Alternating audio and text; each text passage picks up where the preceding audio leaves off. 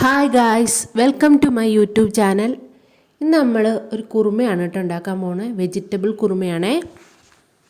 ഇന്ന് നമ്മൾ green peas കുറുമയാണ് കേട്ടോ ഉണ്ടാക്കാൻ പോകുന്നത്. അതിനായിട്ട് തലേന്നേ ഗ്രീൻ പീസ് വെള്ളത്തിലിട്ട് വെച്ചിട്ടുണ്ടായിരുന്നു.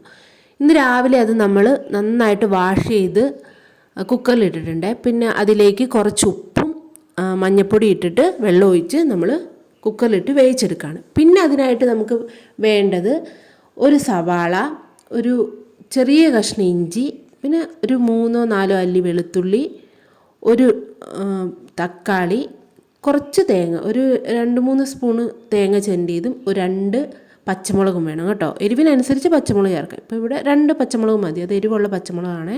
അത്രയും നമ്മൾ ചെറുതായിട്ട് അരിഞ്ഞെടുക്കണം. പിന്നെ നമ്മൾ ഒരു പാത്രം എടുത്ത് അടുപ്പത്ത് വെച്ച് അതിലേക്ക് കുറച്ച്, ആ പാത്രം ചൂടാകുമ്പോൾ കുറച്ച് എണ്ണ ഒഴിച്ചിട്ട് ആ എണ്ണ ചൂടാകുമ്പോൾ നമ്മൾ അരിഞ്ഞ് വെച്ചേക്കുന്ന ഇഞ്ചിയും വെളുത്തുള്ളി അതിലേക്കിടുക. എന്നിട്ട് അത് നന്നായിട്ടൊന്ന് വഴറ്റിയെടുക്കുക കേട്ടോ, ഒന്ന് മൂപ്പിച്ചെടുക്കുക. അപ്പോൾ അതൊന്ന് വഴറ്റി വരുമ്പോഴത്തേക്കും നമ്മൾ അരിഞ്ഞ് വെച്ചേക്കുന്ന സവാളയുണ്ടല്ലോ, സവാളയും പിന്നെ പച്ചമുളകും അതും കൂടി ഇതിലേക്ക് ഇട്ട് കൊടുക്കണം. എന്നിട്ട് അത് നന്നായിട്ടൊന്ന് ഇളക്കി കൊടുക്കുക. അത് നന്നായിട്ട് വഴറ്റിയെടുക്കണം കേട്ടോ. എന്നുവെച്ചാൽ നമ്മൾ ബ്രൗൺ കളർ ആവണ്ട, ഒന്ന് ട്രാൻസ്പെറൻ്റ് ആയാൽ മതി. അതൊന്ന് നന്നായിട്ട് വഴറ്റിയെടുക്കണം. നമ്മൾ ഇതിലേക്ക് പ്രത്യേകിച്ച് വേറെ പൊടികളൊന്നും നമ്മൾ ചേർക്കുന്നില്ല കേട്ടോ. ഇപ്പോൾ എരിവിനാണെങ്കിലും നമ്മൾ പച്ചമുളക് ചേർക്കുന്നത്, പിന്നെ വേറെ പ്രത്യേകിച്ച് പൊടികളൊന്നും ചേർക്കുന്നില്ല. പിന്നെ നമ്മൾ ഇതിലേക്ക് നമ്മുടെ ചിരകി വെച്ചേക്കുന്ന തേങ്ങയുണ്ടല്ലോ, അതും കൂടി, അത് കുറച്ച് മതി, ഒരു 3 സ്പൂണൊക്കെ തേങ്ങ മതിയാവും. അത് കുറച്ച് അതിലേക്ക് ഇട്ടിട്ട് അതും കൂടി ഇതിൻ്റെ കൂടെ ഇട്ടൊന്ന് വഴറ്റി കൊടുക്കണേ. അതൊന്ന് നന്നായിട്ട് വഴണ്ട് വരുമ്പോഴത്തേക്ക് നമ്മൾ അരിഞ്ഞു വെച്ചേക്കുന്ന തക്കാളി ഉണ്ടല്ലോ, ഒരു തക്കാളി, അതും കൂടി ഇതിലേക്ക് ഇട്ട് കൊടുത്ത് നന്നായിട്ടൊന്ന് വഴറ്റിയെടുക്കണം. തക്കാളി നല്ല പോലെ വെന്ത് തന്നെ. ഇപ്പോൾ നമ്മൾ സവാള നന്നായിട്ടൊന്ന് ട്രാൻസ്പെറൻ്റ് ആയല്ലോ, ഇനി തക്കാളി ഇട്ട് കൊടുത്തിട്ട് അത് നന്നായിട്ട് തക്കാളി നല്ല പോലെ വെന്ത് തന്നെ. അതിനായിട്ട് നമ്മൾ നന്നായിട്ട് ഇളക്കി കൊടുത്തിട്ടൊന്ന് അടച്ച് വെച്ച് വേവിക്കായിരിക്കും ഇവിടെ നല്ലത്. അടച്ച് വെച്ച് ഇടയ്ക്കൊന്ന് അടച്ച് വെച്ചിട്ട് ഒന്ന് ഇളക്കി ഒന്ന് വേവിച്ചെടുക്കുക. നല്ല പോലെ തക്കാളി ഒന്ന് വെന്ത് വരണം. പിന്നെ തക്കാളിയും കൂടെ വെന്ത് വരുമ്പോഴത്തേക്ക് നമ്മൾ പിന്നെ തീ ഓഫ് ചെയ്യണേ. ഓഫ് ചെയ്തിട്ട് ഇതൊന്ന് തണുക്കാനായിട്ട് വെക്കണം. കുറച്ച് നേരം ഒരു 5 മിനിറ്റൊക്കെ എടുക്കുമ്പോഴത്തേക്ക് ഒന്ന് തണുത്ത് വരും. ഒന്ന് തണുക്കാനായിട്ട് വെക്കണം. അത് തണുത്ത് കഴിയുമ്പോഴത്തേക്ക് നമ്മൾ പിന്നെ ഇതൊന്ന് അരച്ചെടുക്കണം. അത് നല്ല പേസ്റ്റ് രൂപത്തിൽ നമ്മൾ അരച്ചെടുത്തിട്ടുണ്ട് കേട്ടോ. ഇതുപോലെ അരച്ചെടുക്കണത്. പിന്നെ നമ്മൾ അതേ പാത്രം തന്നെയാണ് കേട്ടോ എടുത്തേക്കുന്നത്. ആ പാത്രം മാറിയൊന്നുമില്ല, അത് തന്നെ എടുത്തേക്കണം. അതിലേക്ക് ഒന്നും കൂടെ അത് അടുപ്പത്ത് വെച്ചിട്ട് നമ്മൾ അതിലേക്ക് കുറച്ച് എണ്ണ ഒഴിച്ച് കൊടുക്കുക. ആ എണ്ണ ചൂടായി വരുമ്പോൾ കടുകും ഇട്ട് കൊടുക്കുക. കടുക് പൊട്ടി വരുമ്പോഴത്തേക്ക് കറിവേപ്പിലയും കൂടി ഇട്ട് കൊടുക്കുക.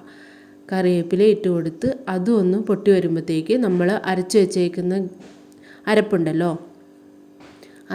അത് ഇതിലേക്ക് ഇട്ട് കൊടുത്തിട്ട് നന്നായിട്ട് ഇളക്കി കൊടുക്കുക. ഈ അരപ്പ് ഇങ്ങനെ തിളച്ച് വരുമ്പോൾ പൊട്ടി ഇങ്ങനെ വരും കേട്ടോ. അപ്പോൾ നമ്മൾ ഇങ്ങനെ നേരെ പരന്ന പാത്രം എടുക്കാണ്ട് കുറച്ച് കുഴിവുള്ള പാത്രം എടുക്കാമായിരിക്കും നല്ലത്. എന്നിട്ട് നമ്മളൊന്ന് നന്നായിട്ട് അത് ഇളക്കി കൊടുക്കുക. നല്ലപോലെ ഇളക്കി കൊടുക്കുക. അത് നന്നായിട്ട് തിളച്ച് വരുമ്പോഴത്തേക്ക് നമ്മൾ വേവിച്ച് വെച്ചേക്കുന്ന ഗ്രീൻ പീസ് ഉണ്ടല്ലോ, അത് ഇതിലേക്ക് ഇട്ട് കൊടുക്കുക. എന്നിട്ട് നന്നായിട്ട് അത് മിക്സ് ചെയ്ത് കൊടുക്കണം കേട്ടോ. അപ്പോൾ അത് കഴിഞ്ഞ് നന്നായിട്ട് ഇത് തിളച്ച് വരുമ്പോഴത്തേക്ക് നല്ല പോലെ തിളച്ച് വരുന്നുള്ളൂ. അപ്പോൾ നന്നായിട്ട് തിളച്ച് വരുമ്പോഴത്തേക്ക് നമുക്ക് കുറച്ച് കുരുമുളക് പൊടിയും കൂടെ ഇതിലേക്ക് ഇട്ട് കൊടുക്കാം. കുറച്ച് കുരുമുളക് പൊടിയും കൂടി ഇട്ട് കൊടുത്തിട്ട് നല്ല പോലെ ഒന്നും കൂടെ ഇളക്കാം. എന്നിട്ട് ഒന്നും കൂടെ തിളച്ച് വരുമ്പോഴത്തേക്ക് നമുക്ക് തീ ഓഫ് ചെയ്യാം.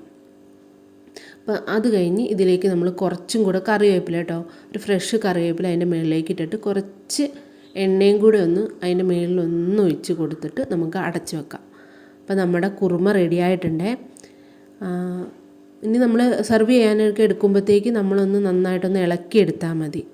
ഇപ്പോൾ ഈ ഗ്രേവി വെച്ചിട്ട് നമുക്കിപ്പോൾ ഗ്രീൻ പീസ് അല്ലാണ്ട് വേറെ എന്തെങ്കിലുമൊക്കെ വെജിറ്റബിൾ അത് യൂസ് ചെയ്തിട്ട് നമുക്കിത് ഉണ്ടാക്കാൻ പറ്റും. നല്ല സിമ്പിളായിട്ട് പെട്ടെന്ന് ഉണ്ടാക്കാൻ പറ്റുന്നതാണ്. പിന്നെ നമ്മുടെ ഗ്രേവി അനുസരിച്ച് നമുക്ക് വെള്ളം ഇപ്പോൾ ചൂടുവെള്ളം ഒഴിച്ച് കൊടുത്ത് കൂട്ടുകയോ കുറയ്ക്കുകയോ എന്താണെന്ന് ചെയ്യാം കേട്ടോ. ഇപ്പോൾ ഇവിടെ ഇത്രയും മതി. ഗ്രേവി അധികം അങ്ങനെ ലൂസാകുന്ന ഇഷ്ടമല്ല. അപ്പോൾ നമ്മുടെ കുറുമ റെഡി ആയിട്ടുണ്ട്. എല്ലാവരും ഒന്ന് ഉണ്ടാക്കി നോക്കട്ടെ, നല്ല ടേസ്റ്റാണ്. പിന്നെ നമുക്ക് ഇടിയപ്പവും കുറുമയാണ്. ഇന്നത്തെ വീഡിയോ ഇത്രയേ ഉള്ളൂ കേട്ടോ. ഇനി നമുക്ക് അടുത്ത വീഡിയോയിൽ കാണാം കേട്ടോ. Okay, bye, thank U.